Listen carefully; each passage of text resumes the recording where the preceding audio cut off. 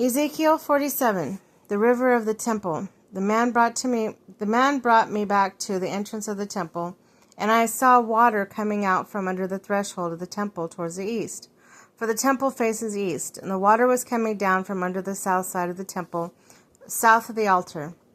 He then brought me out, through the north gate, and led me out the outside of the outer gate facing east.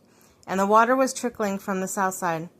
A man went eastward with a measuring line in his hand, and he measured off 1,000 cubits, and then led me through the water that was ankle deep. He measured off another 1,000 cubits, and led me through the water that was knee deep, and measured off another 1,000 cubits. Then led me through water that was up to the waist. He measured off another 1,000. But now it was a river that I could not cross, because the water had risen and was deep enough to swim in, a river that no one could cross. He asked me this, Son of man, do you see this? For the workers of the city,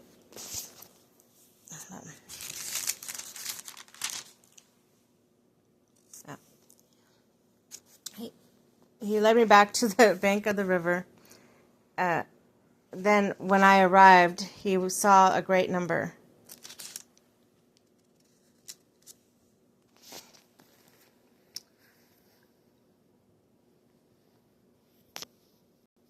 of trees on each side of the river. He said to me, this water flows towards the eastern region and goes down into Arabah, where it enters the Dead Sea. When it empties into the sea, the salty water there becomes fresh. Swarms of living creatures will live wherever the river flows. There will be a large number of fish, because the water flows there and makes the salt water fresh. So where the river flows, everything will live. Fishermen will stand along the shore from En-Gedi to Englaim. There will be a place for spreading the nets.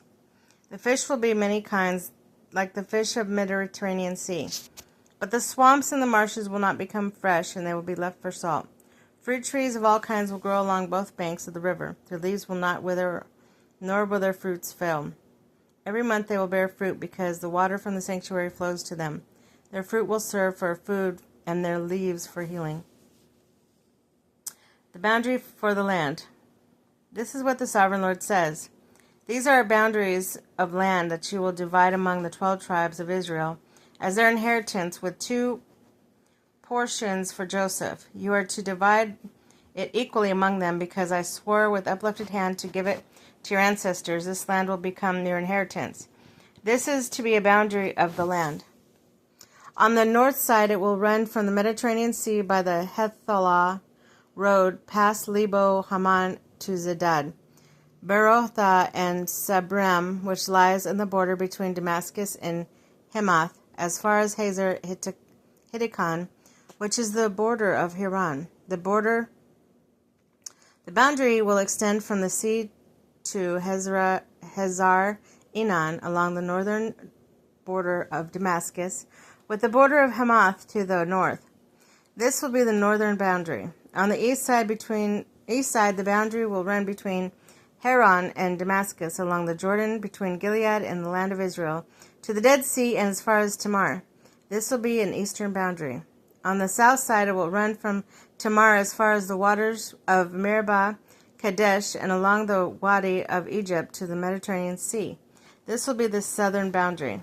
On the west side, the Mediterranean Sea will be a boundary from point opposite Lebo Hamath. This will be the western boundary. You are to distribute the land among yourselves according to the tribes of Israel. You are to allot an inheritance for yourselves and among the foreign residing among you who have children. You are to consider them as native-born Israelites. Along with you, they are to be allotted an inheritance among the tribes of Israel, in whatever tribe the foreigner resides. There you are to give them an inheritance, declares the Sovereign Lord.